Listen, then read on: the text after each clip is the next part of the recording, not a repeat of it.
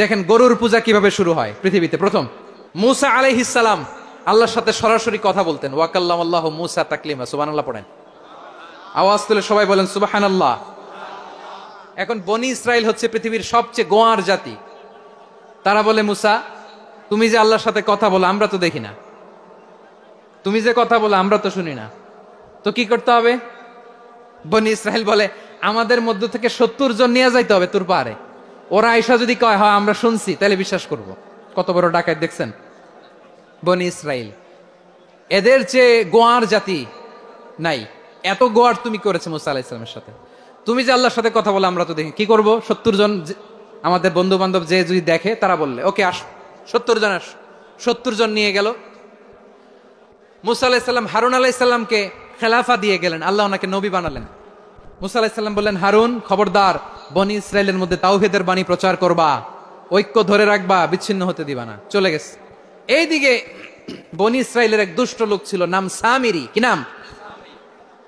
সামিরি। সে সবাইরে বলল তোমাদের স্বর্ণগুলো ফালাও। স্বর্ণগুলো ফেললো, বনি ইসরাইলের স্বর্ণগুলোকে গলিয়ে সে একটা গরুর বাচ্চা বানালো। গোবৎস। কিসের বাচ্চা? দেখেন গরুর পূজা কিভাবে শুরু হয় পৃথিবীতে প্রথম। গোবৎস পূজা, গরুর বাচ্চার পূজা কিভাবে। সে স্বর্ণ গলি গরুর বাচ্চা করে, জিবরাইল আলাইহিস সালাম যে জমিনে এসেছিলেন ওই ফেরেশতার পায়ের নিচের একটু মাটি সে বুদ্ধি করে প্যাকেটে রেখে দিছিল। সে গরুর বাচ্চা বানায় স্বর্ণ দিয়ে গলিয়ে ওই মাটি এটার মধ্যে ঢুকাই দিছে বেলকি দেওয়ার জন্য। স্বর্ণ দিয়ে বানানো গোবৎস গরুর বাচ্চার গায়ে যখন সেই মাটি ছুঁড়ে দেয়া হলো, এখন বাছুরের ভেতর থেকে ভ্যাঁ ভ্যাঁ আওয়াজ আসতেছে। কে আসতেছে? সবাই তো অবাক। সামিরি বলে, আরে তোমরা যে 70 জন দিয়ে মুসা আলাইহিস সালাম রে পাঠাইছো, ওইদিকে এত ঘুরতেছে, আল্লাহরে খুঁজে পায় না, আল্লাহ তো এটার ভিতরে ঢুকছে। নাউজুবিল্লাহ বলবেন না? তোমরা যে 70 জন দিয়ে পাঠাইলা, 70 জন নিয়ে মুসা আলাইহিস সালাম খালি ঘুরতেছে, আল্লাহরে পায় না। পাবে কেমনে? আল্লাহ তো, নাউজুবিল্লাহ, এটার ভিতরে সেজদা দাও। এই সেজদা দিয়ে গেল। আল্লাহর নবী হারুন আলাইহিস সালাম বললেন, খবরদার, এটা সুস্পষ্ট শিরক। আল্লাহ সব গুনাহ মাফ করে, শিরকের গুনাহ মাফ করে না। খবরদার, তোমরা থামো। কে শোনে কার কথা? এই যে যেমন এখন আপনারা আমার কথা শুনতেছেন না? শুনতেছেন? হারুন আলাইহিস সালাম বললেন, খবরদার, এই শিরকি কাজে তোমরা সংযুক্ত হয়ো না। তোমাদেরকে কি মনে নাই আমার ভাই মুসা আলাইহিস সালাম কি বলছে? আল্লাহ শিরক মাফ করে না। খবরদার, শিরক করো না, আল্লাহরে ভয় করো। হারুন আলাইহিস সালাম তাদেরকে বুঝালেন, শিরক করো না, আল্লাহরে ভয় করো। শুধু এতটুকুই তিনি বুঝালেন, দাওয়াতি কাজ পালন করলেন, কিন্তু প্রতিরোধ করেন নাই, সশস্ত্র সংগ্রামে লিপ্ত হন নাই, বাধা দেন নাই। কারণ গৃহযুদ্ধ বেঁধে যেতে পারে। উনি ভাবলেন, আমি যদি আমার বাহিনী নিয়ে দাওয়াত দেওয়ার সাথে সাথে প্রতিরোধ করি, আক্রমণ করি, ওরাও আমারে আক্রমণ করবে, ব্লাডশিড হবে, রক্তপাত। এমন অবস্থা হবে বনি ইসরাইলের মধ্যে যেটা হয়তো আমার ভাই মুসাও কন্ট্রোল করতে পারবে না। সুবহানাল্লাহ কইবেন না? এক একজন নবীকে আল্লাহ তাআলা কি ইন্টেলেক্ট দিয়ে পাঠিয়েছেন। তিনি ভাবলেন, আমি দাওয়াতি কাজটাই করি, এটা যে হারাম এটা থেকে শুধু বারণ করি, কিন্তু প্রতিরোধ না করি। আমি যদি ঐক্য ধরে রাখতে পারি, বাকিটা আমার ভাই সামলে নেবে। সুবহানাল্লাহ। হারুন আলাইহিস সালাম প্রতিরোধ করলেন না। বনি ইসরাইলের মধ্যে গৃহযুদ্ধ বেঁধে যাওয়ার আশঙ্কায় প্রতিরোধ করলেন না, আক্রমণ করলেন না, শুধু দাওয়াত দিলেন। ইন দা মিন টাইম মুসা আলাইহিস সালাম আল্লাহর সাথে কথা বলে যখন ফিরে আসলেন, দেখলেন বনি ইসরাইলের অধিকাংশ লোক মুশরিক হয়ে গেছে। মুশরিক হয়ে গেছে। মুসা আলাইহিস সালাম রেগে গেলেন। রেগে প্রথমে বনি ইসরাইলদেরকে অ্যাটাক না করে ভাইয়ের দাড়ি ধরলেন। হারুন আলাইহিস সালামের দাড়ি আর চুল। মেজাজি নবী ছিলেন। হারুন, তুমি কি করলা? তোমার কি দায়িত্ব দিয়ে গেলাম, তুমি কি করলা?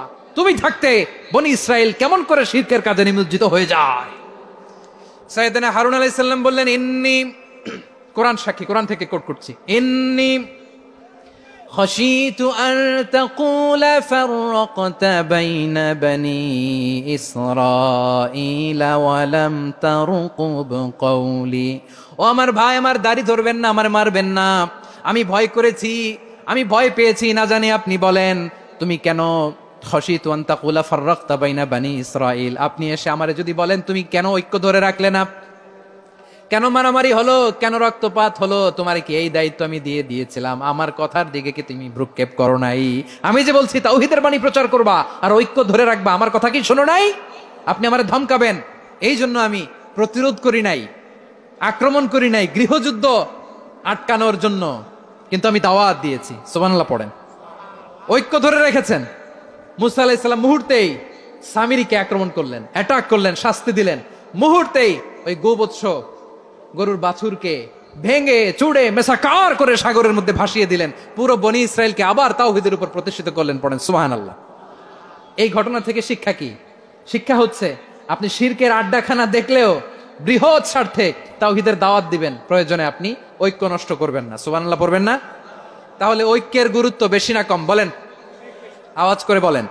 ওয়াতাসিমু বিহাবলিল্লাহি জামিআ, আল্লাহর রশিকে আঁকড়ে ধরো। ওয়ালা তাফাররাকু, তোমরা বিচ্ছিন্ন হয়ো না। পেকুয়ার ভাইরা আওয়াজ করে বলেন তো আদেশটা কার? এখন বলেন আমাদের ঐক্যবদ্ধ জীবনের দরকার আছে না নাই? এই যে ডক্টর মোহাম্মদ ইউনূস আমাদের লিডার, উনি যে আমাদেরকে জাতীয় ঐক্যের আহ্বান জানিয়েছে, ওনার আহ্বানে আমাদের সাড়া দেওয়ার দরকার আছে না নাই? রাজনীতিবিদদের যে ডাকছে খুশি লাগে নাই আপনার?